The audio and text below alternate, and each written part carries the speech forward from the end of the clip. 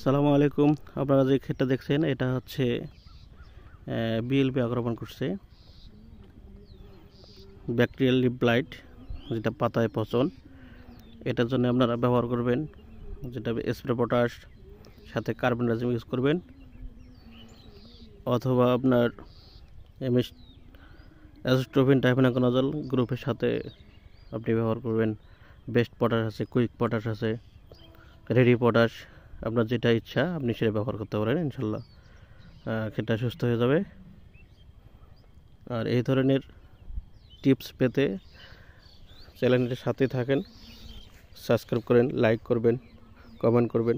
আপনাদের কোনো ধরনের সমস্যা থাকলে আমরা দ্রুত ব্যবস্থা নেব। আপনাদের ক্ষেতের সমস্যা থাকলে আপনারা ছবি তুলে কমেন্টে দিয়ে দিবেন, ইনশাল্লাহ আমরা ট্রিটমেন্ট দেওয়ার চেষ্টা করব।